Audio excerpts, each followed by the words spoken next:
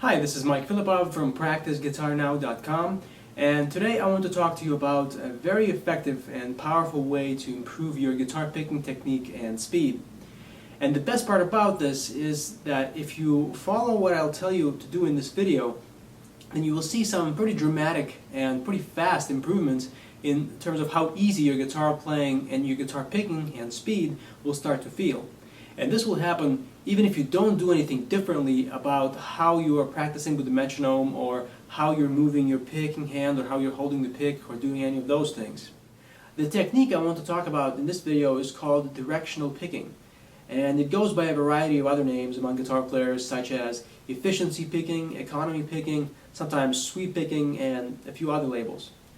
But I found that although a lot of guitar players are somewhat familiar with this technique already, there is a lot of misinformation and misunderstanding, and frankly a lot of incorrect advice being given regarding this technique, and specifically about the advantages that this technique offers to your guitar playing. And the reasons why most guitar players do not see the benefits of using directional picking in their playing is because they believe some of those myths, and they cite them as reasons as to why they choose not to use directional picking in their playing style. First, to make sure we're on the same page, I want to quickly go over the similarities and differences between directional picking and alternate picking, just to make sure there's no misunderstanding about which two techniques we're actually comparing. I'm sure you're already familiar with alternate picking. All it means is you're alternating between downstrokes and upstrokes for everything you play, no matter what happened before or what will happen after. So that's pretty simple. Now, directional picking is virtually the same as alternate picking, with one important difference. When you are ascending anything, whether it be a scale or an arpeggio or anything you play with directional picking, you always lead to the next higher string with a downstroke all the time, no matter whether the note before was a downstroke or an upstroke. So for example, if you're playing a scale going from the low E string to the A string, ascending, you will be changing strings by playing a downstroke. And when you're descending, going from the higher string to the lower string, you would always lead with an upstroke. So that sometimes means that you will be playing two downstrokes in a row when you're changing strings while ascending, and playing two upstrokes in a row when descending. Other than this difference I just described, alternate picking and directional picking are virtually identical. So what this means is when you're playing something on a single string like this,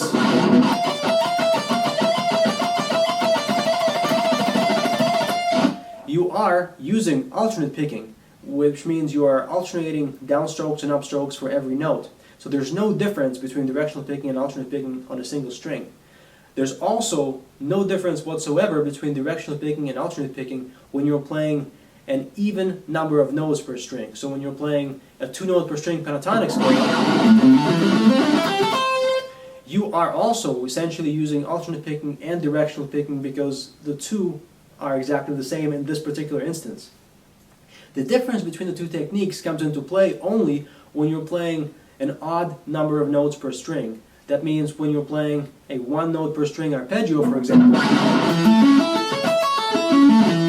or when you're playing a 3-note per string scale. In those cases, you are using less motion to pick the notes when you're using directional picking. In fact, you're cutting the amount of time and the amount of motion that is needed by a third. That is an obvious reason why directional picking is superior in terms of efficiency of motion for building speed and making your guitar picking technique feel much easier than alternate picking. When you're playing a scale, such as a 3-note per string scale, with alternate picking, you have to skip over the string in order to play it when you're changing strings. The same happens when you're playing a 1-note per string arpeggio. And with directional picking, you're following the law of the shortest path to get to the next note that you need to play.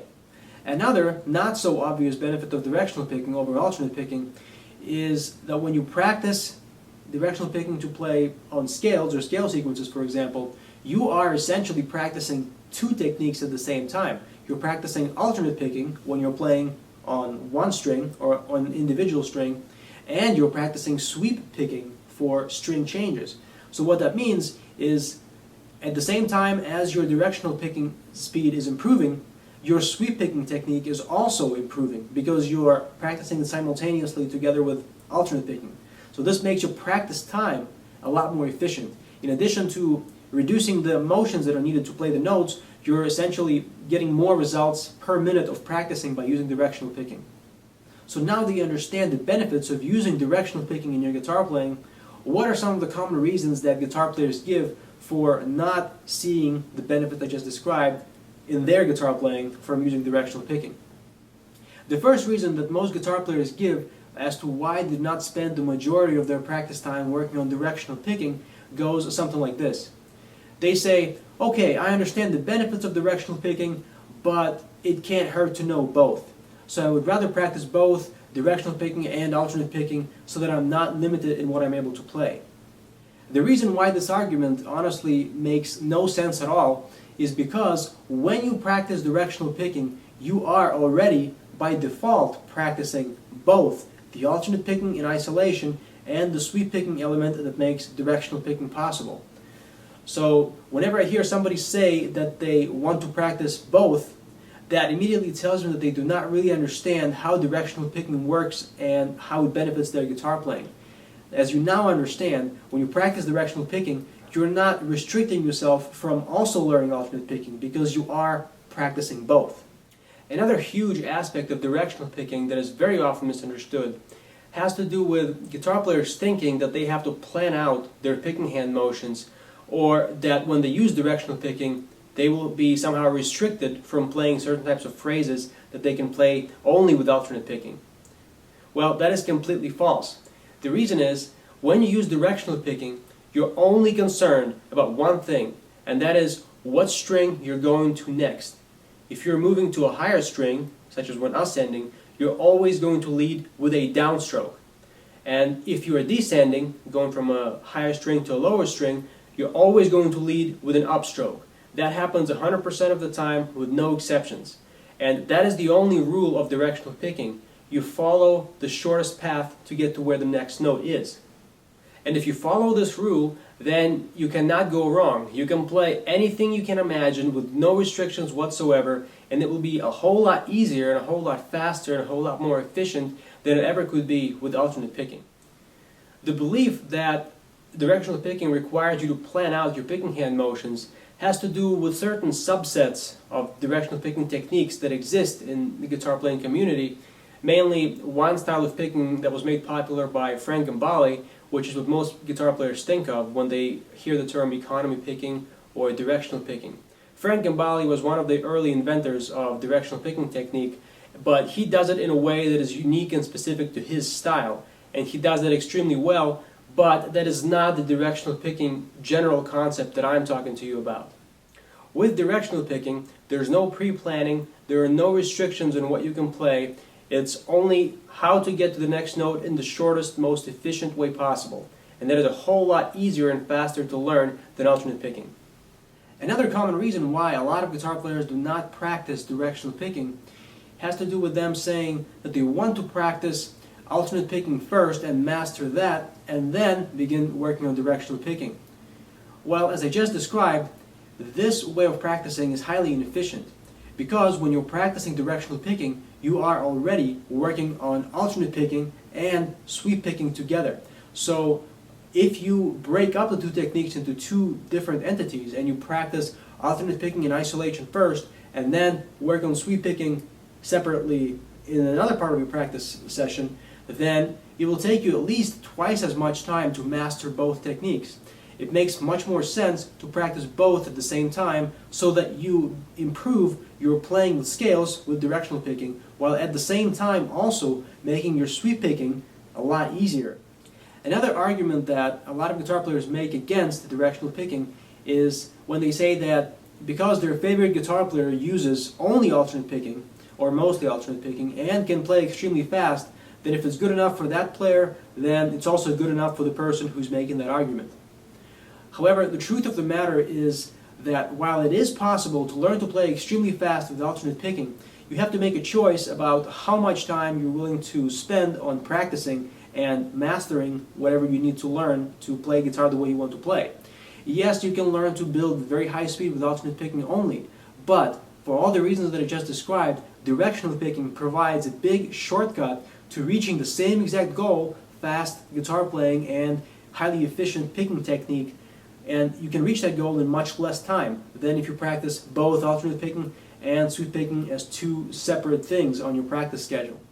Obviously, if you've been playing guitar for 20 or 30 or 40 years using only alternate picking, and you have already reached very high levels of speed in your guitar playing and you're happy with how your guitar playing sounds, then it may not be necessary for you to now learn directional picking, even though the difference between alternate and directional picking is quite small, as I explained earlier.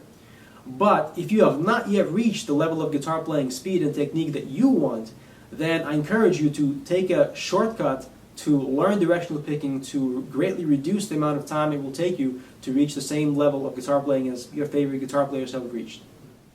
Another argument that a lot of guitar players make when they try to discredit directional picking is when they say that directional picking does not provide the same amount of articulation for playing the notes as alternate picking does.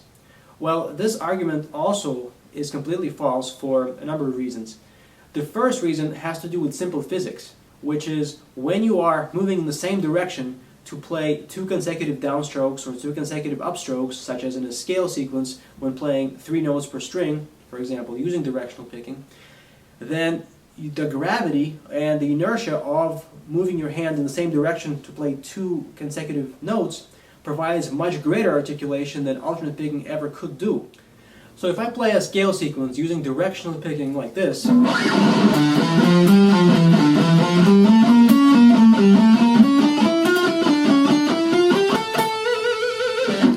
when I have to change strings, and because I'm using directional picking, I have to do 2 consecutive downstrokes.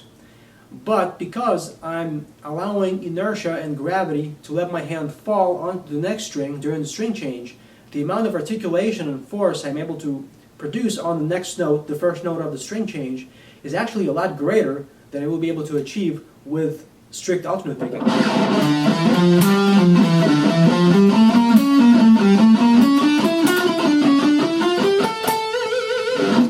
So as you can hear, there's no shortage of pick attack and articulation on each note. And even if I play the entire scale sequence slowly and then speed up, you will still hear that all the notes are still clearly heard.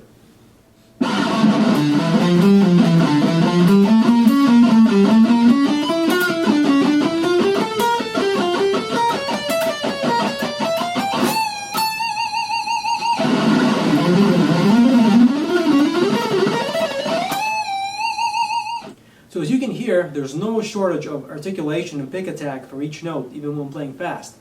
And if you find yourself struggling with being able to achieve as much volume and articulation as you want from your guitar picking technique, then what you need to do is focus on the general aspect of picking hand articulation, which can be practiced with any technique, either it's alternate picking or directional picking. And to help you do exactly that, so that you greatly improve the way your picking sounds at any speed or any volume, I want to show you another video that deals specifically with the topic of picking hand articulation. And this video is on my website. It's totally free for you, and you can find the link to it at the bottom of this video, and there's also a clickable link directly below the video player. So click on the link now and you'll be taken to the page with the video, and I'll see you there in a few minutes.